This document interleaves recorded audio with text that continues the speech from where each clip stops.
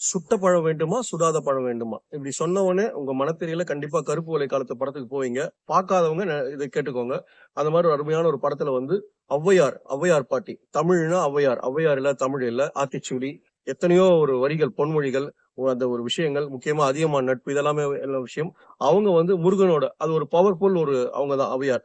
அவங்க முருகனை வந்து ஆடு மேய்க்க சிறுவனா வந்து ஒரு பழத்தை கேட்ட உடனே இறங்கி சாப்பிடும் பொழுது இந்த பழ விஷயத்துல வந்து சுட்ட பழம் வேண்டுமா சுடாத பழம் வேண்டுமா இந்த விஷயம் வந்து பழத்தை எடுத்து சாப்பிடும்போது ஊதின உடனே ஊதுவாங்க. அப்ப முருகன் கரெக்டா கேட்பாரு, என்ன அவைய பாட்டி, அவைன்னு சொல்ல மாட்டோம், பாட்டி பழம் சுட்டுச்சா அப்படின்னு கேட்பாங்க. உடனே ஔவையார் என்ன சொல்லுவாங்க, ஐவுக்கு சுட்டி காட்டிய முருகா அப்படின்னுவாங்க. ஏன் இந்த சுட்டப்பழம் மேட்டர் இப்படி சொன்னா, சில்வர் ஜூப்ளி ஹீரோ வசூலில் பெரிய வரலாறு தனக்குன்னு ஒரு ரெக்கார்டு வச்சுட்டு அந்த இடத்துக்கு அவருக்கு தான், அதுல எந்த டவுட்டும் கிடையாது. முக்கியமா அவர் பாடல்கள், அவர் நடிச்ச பாடல்கள், படத்துல பாட்டுன்னா சூப்பர் டூப்பர் ஹிட் ஆகும். ரிப்பீட் தான், இன்னும் வலைதளங்கள போயிட்டு இருக்கு. இன்னும் நமக்கெல்லாம் ஒரு ஆறுதல் கொடுக்குது. இசை கச்சேரி பாடல்களுக்கு நல்ல ஒரு வருமானத்தை கொடுக்குது. பிளஸ் வந்து பொழுதுபோக்கு, சந்தோஷம், எல்லாமே ஃபீல் பண்ணிக்கோங்க. அப்படி ஒரு கதாநாயகன் திரு மோகன் அவர்கள். அவர் நடிச்சு பல வருடங்களுக்கு முன்ன வந்த படம் சுட்ட படம். அதுக்கப்புறம் இப்ப 18 வருஷம் ஒரு கணக்கு, அது கரெக்டான்றது செக் பண்ணிக்கலாம். ஆக்சுவலா தகவல் படி 18 வருஷம் சொல்றோம். இப்ப 2024 அவருடைய இன்னொரு படம் வருது. ஆக்சுவலா இந்த படம் முதலே வந்திருக்கணும். சில விஷயங்கள் கொஞ்சம் லேட் ஆச்சு. சரி, ஓகே, இப்ப கரெக்ட் டைம் ஜூன் மாசம், கரெக்டா ஒரு டைம். வேற படம் கம்மி தான், ரொம்ப போட்டியதா சரியா படங்கள் இல்ல கூட வச்சுக்கலாம். ஏன்னா அவர் போட்டியில வந்து ஜெயிச்சிருக்காரு நிறைய, சூப்பர் டூப்பர் அந்த மாதிரி எல்லாம் நிறைய ரீச், அந்த வரலாறுலாம் வலைதளம் பார்த்தா உங்களுக்கு தெரியும். இப்ப இந்த காலகட்டத்துல வேற படங்கள் அவ்வளவா சரியான ஒரு இதுல இல்லாம இந்த படம் ரிலீஸ் ஆகுது. எப்படி இருக்கும், எப்படி இருக்கணும் ஃபேன்ஸோட, சீரியஸ் ஃபேன்ஸ் இருக்காங்க. இன்னும் அந்த மோகன் சார் அப்படி சொல்லும் போதே ஒரு ஃபேன்ஸ் அவருக்குன்னு ஒரு கூட்டம் இருக்கு இல்லையா, அவங்க எல்லாம் கண்டிப்பா எதிர்பார்ப்பாங்க. நான் இப்ப ஒரு தகவலை பதிவு பண்றேன். வடபழனி பிவிஆர் ஐநாக்ஸ் இருக்கு இல்லையா, இங்க செகண்ட் ஷோ, அதாவது நைட் ஷோ மட்டும் தான் போட்டிருக்காங்க. 10 மணி 9:30 மேலதான், ஒரே ஒரு ஷோ தான், பகல்ல எந்த ஷோவும் இல்ல.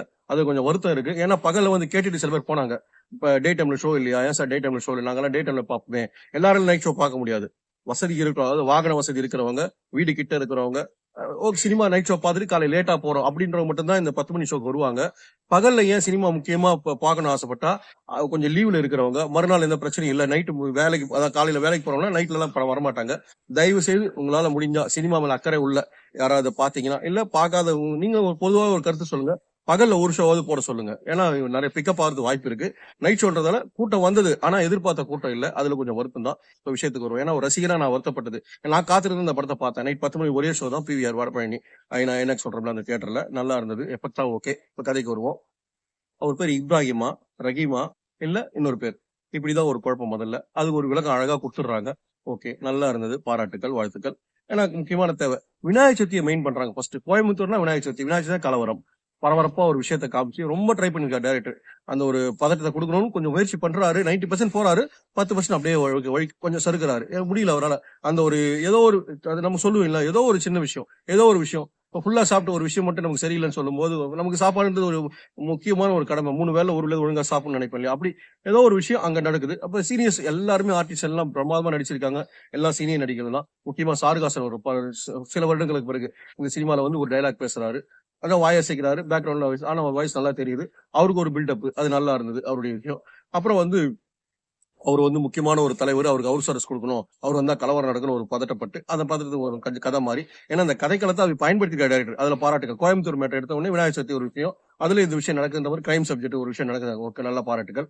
முக்கியமா இந்த படத்துல ஒரு கதையை சொல்லியிருந்தா பரவாயில்ல, எனக்கு தெரிஞ்சு 3 கதை வருது இதுல.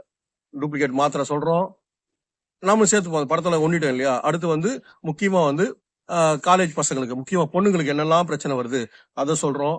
அதுக்கப்புறம் அதுக்குள்ள முக்கியமா ஸ்கூல் நடக்கிற பிரச்சனைகள், பள்ளி மாணவியர்கள் நடக்கிற பிரச்சனைகள், அதை லைட்டா டச் பண்ணி போறோம்.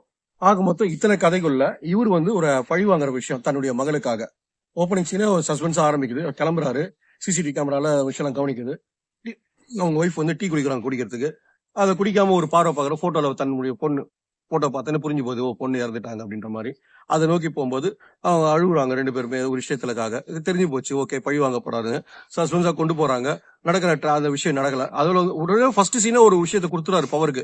ஒரு போலீஸ் கதாபாத்திரம், இவரெல்லாம் பாதிக்கப்பட்டவர். அவர் என்ன பண்றாருன்னா, காவல்துறை, அதாவது பாருங்க, காவல்துறை அதிகாரிகள் ஒரு டீம் ஒரிஜினல், இவர் வந்து வேற டீம், இவர் பணியிலிருந்து நீக்கப்பட்டவர், சஸ்பெண்ட், டிஸ்மிஸ், ஏதோ ஒன்று வச்சுக்கோங்க. இவர் வந்து தனியா, இவன் தானே என்னுடைய நிலைமை காரணம், இவனை முதல்ல அழிக்கிறேன்டா வாங்க சொல்லிட்டு தனக்குன்னு ஒரு பவரை கூட்டிட்டு, அதுக்கு அவங்க வேற உதவி செய்வாங்க. இவர் எங்கெல்லாம் போறாங்கலாம் ட்ராக் பண்ணிட்டு உடனே பின்னால போறது, அங்கங்க அவங்க பிரேக். ஆனா ஹீரோ தப்பிச்சு போயிட்டே இருப்பாரு, இவங்க ஏமாந்துட்டே இருப்பாங்க. ஒரு கட்டத்துல மோதும் போது பார்த்தா அங்க ஒரு ஃபைட் சின்னதா நடக்கும். அப்பதான் போலீஸ்காரர் இது காலி பண்ணிட்டு இவர் கிளம்பிடுவாரு. இவருக்கு வந்து ஒரு கூட்டத்தை சேர்க்கணும்னு சொல்லிட்டு முக்கியமா தன் பொண்ணை லவ் பண்ண ஒரு பையன், அப்புறம் வந்து ஒரு ஒரு மருத்துவத்துறையில வேலை செஞ்ச ஒரு ஒரு ஃப்ரெண்டு கேரக்டர். ஏன்னா அவங்க தான் கடைசியா தம் மகளோட டிராவல் பண்ண சொல்லிட்டு அவங்கள கூட ஹெல்ப் வச்சுட்டு, அப்புறம் இந்த கேரக்டர் லவ் பண்ற ஒரு ரவுடி மாதிரி ஒரு கேரக்டர்.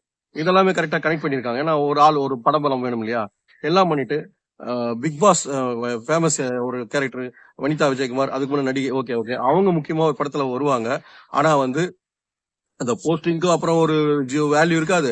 முக்கியமா அவங்களுக்கு பனிஷ்மெண்டே கிடைக்காது. அவங்களும் வில்லத்தனம் தான், ஒரு வில்லி தான் அந்த படத்துல. அந்த டீம் சொல்றோம் இல்லையா, அந்த 4 கதை சொன்னல, அதுல இவங்களுக்கு ஒரு கதை. ஒரு மந்திரியா இருந்து, அதுவும் சுகாதாரத்துறை மந்திரியா இருந்து அவ்வளவு தப்பு பண்ணிட்டு கடைசியில் அவங்களுக்கு பனிஷ்மெண்ட் கிடைக்காது. சிஎம் கேரக்டர் பழக்கருப்பை யாருமே நடிச்சிருக்காரு. அவர்கிட்ட போய் சரணடைவாங்க, சொல்லிடுவாங்க. அந்த டைலாக் எல்லாம் சூப்பரா இருக்கும், இந்த காலத்துக்கு ஏற்ற மாதிரி தான் இருக்கும். ஆனா அவங்களுக்கு பனிஷ்மெண்ட் கிடைக்காது. முக்கியமா சுரேஷ் மேனன், அவர் தான் மெயின் வில்லன்.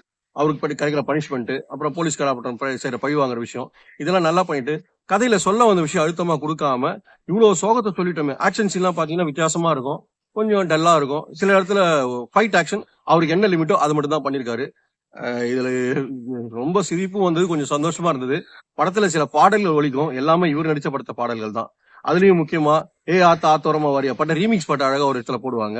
அதுக்கு முன்ன வந்து இப்போ சூப்பர் ஹிட்டான பாட்டு எல்லாமே ஒரு சின்ன சின்ன அந்த டிராவல் டைம்ல ஒரு பாட்டு போகுது, பஸ்ல கூட சொல்லலாம், ஹோட்டல்ல சொல்லலாம், இப்படி எல்லாம் போகும்போது அவர் நடிச்ச பாடல்களே இட்டு கொடுக்குது.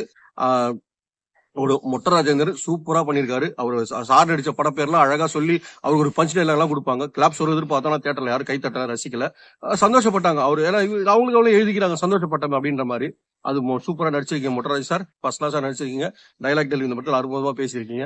அந்த ஒரு டீம், அந்த ஒரு அதான் ஒவ்வொருத்தரா வில்லன்களை கடத்தும் போது சொல்றாரு. மொட்டராஜன் கேரக்டரே சூப்பரா. என்னன்னா அவ்வளவு பெரிய பவர்ஃபுல் சிட்டில கள்ள துப்பாக்கி விற்கிற ஒரு கேரக்டர், யாருமே அவர் போய் டச் பண்ண முடியாது. அதுக்கு அவருக்கு தனக்குன்னு ஒரு குரூப் வச்சுட்டு அவரு துப்பாக்கியை சேல்ஸ் பண்ற மாதிரி அவர்கிட்ட போய் ஒரு துப்பாக்கி வாங்குறது சீன் தான் ஆரம்பிக்கும். கனெக்ட் புரிஞ்சுக்கோங்க எப்படி இந்த அளவுக்கு சில விஷயம்லாம் இங்க நடக்குதுன்றது அழகா காட்டுவாங்க. சுரேஷ் மேனன் அந்த கதாபாத்திரம் வந்து பலார்னு ஒரு அடி, யாரு உயர் போலீஸ் அதிகாரி அடிப்பாரு. பார்க்கும்போது கொஞ்சம் வருத்தமா இருக்கு, இப்படி ஒரு பவர்ஃபுல் ஒரு வில்லன் இருப்பானா, இல்ல போலீஸ்காரன் அப்படி அடி வாங்கி சும்மா இருப்பானா. அதுக்கு ஒரு பழி வாங்குற மாதிரி கிளைமேக்ஸ் ஒரு சீன் வரும், ஆனா அது அடிக்கிறதே தப்பு தானே. அதை கொஞ்சம் யோசிச்சிருக்கலாம். இப்படி போற கதையில கிளைமேக்ஸ்ல ஒரு சின்ன ஆறுதல், அந்த பொண்ணுக்கு நடக்கிற விஷயம் எல்லாம் சொன்னோம் இல்லையா, ரொம்ப ரொம்ப வருத்தமா இருக்கு. அதுல ஒரு பெண் வில்லி அதாவது நடக்கிற விஷயம் இந்த காலத்துல இப்படிலாம் நடக்குதுன்ற மாதிரி அவேர்னஸ் மாதிரி. ஸ்விம்மிங் பசங்க போனா ரொம்ப ஜாக்கிரதையா இருங்க, அங்க உங்களுக்கு தெரியாத ஒரு விஷயம் நடக்கும், அங்க உங்களை வந்து பிரெயின் வாஷ் பண்ண ஒரு கும்பல் இருக்கும். அவங்க என்னெல்லாம் சொல்லி பிரெயின் வாஷ் பண்ணலாம், ஃபீஸ் கட்டுறது கஷ்டம், நீங்க அழகா இருக்கிற, உங்களுக்கு இந்த மாதிரி வசதி வேணும், எல்லாம் சொல்லி சொல்லி முக்கியமா சின்ன பசங்கள்ல இருந்து ஆக மொத்தம் பெண் குழந்தைக்கு ஆபத்துன்ற விஷயம் பதிவு பண்றாங்க. ஏற்கனவே ஒரு படத்துல நம்ம பேசியிருக்கோம், எல்லாருக்கும் தெரியும் அந்த விஷயம். அதான் பிடி சார் படத்தை சொன்னோம் இல்லையா, அந்த படத்துல ஒரு அது மாதிரி விஷயம் வரும். இதுல வந்து அதுக்கு முன்ன வந்து எடுத்திருப்பாங்க கதை, அந்த மாதிரி காலகட்டம் இருக்கு. இதுல வந்து இன்னும் அழுத்தமா சொல்றாங்க, பெண் குழந்தைகளுக்கு எல்லா இடத்துலயும் பாதுகாப்பு இல்ல, எல்லா இடத்துலயும் ஆபத்து இருக்கு, ரொம்ப ஜாக்கிரதையா இருங்க, பேரண்ட்ஸ் நீங்க எல்லாம் கவனமா இருக்குன்ற மாதிரி இந்த ஒரு விஷயம் போகுது. அதுவும் கோயம்புத்தூர் ஏன் சொன்னாங்கன்றது ஒரு விஷயம், அது டைரக்டர் விளக்கம் சொன்னா நல்லா இருக்கும்.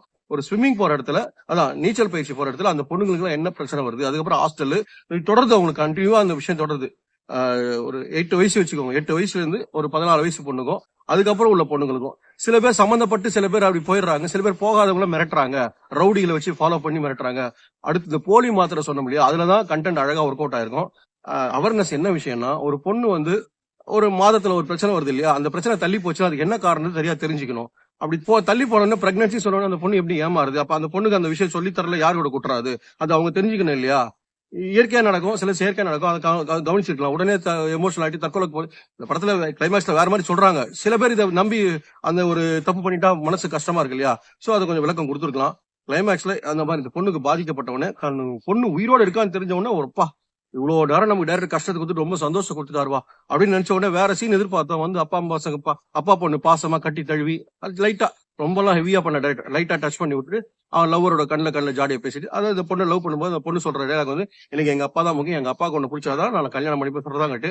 ஆனா அப்படியே அவன் பண்ற ஒரு தப்பு, மிக மிக தவறான செயல், மயக்க மருந்து கொடுத்து அவளை அடைய பாக்குறது. அப்பயும் அவன் வந்து மயக்கத்திலையும் அப்பா என்ன எங்க அப்பா கிட்ட முழுசா கொடுத்துட்டு சொல்ற விஷயம் ரொம்ப ரொம்ப அதான் உணர்வு, அப்பா மகள் பாசத்தை காமிச்சிருக்க டைரக்டர், அதுக்கு பாராட்டுகள். இதெல்லாம் கொஞ்சம் இன்னமும் ஜாகிரதையா இருங்கன்னு சொல்றாரு. இன்னொன்னு இதெல்லாம் வேணாம் அப்படின்னு நம்ம கருத்து, அப்படிதான் இந்த விஷயத்தை நம்ம எடுத்துக்கிறோம். ஆக மொத்தம் இந்த படம் வந்து சில்வர் சூப்ரி அதான் ஹீரோ அவர் சொன்னோம்ல, அவருடைய வெற்றிக்காக கொஞ்சம் ரசிகர்கள் வருவாங்க, இன்னும் படத்துக்காக கொஞ்சம் வருவாங்க. இதுக்கு மேல ரசிகர்கள் வர வைக்க வேண்டியது படத்தோட ரசிகர்கள் சொல்ற விமர்சனத்தை பொறுத்து தான். ஆக மொத்தம் ஒரு முறை அந்த படத்தை பார்க்கலாம்.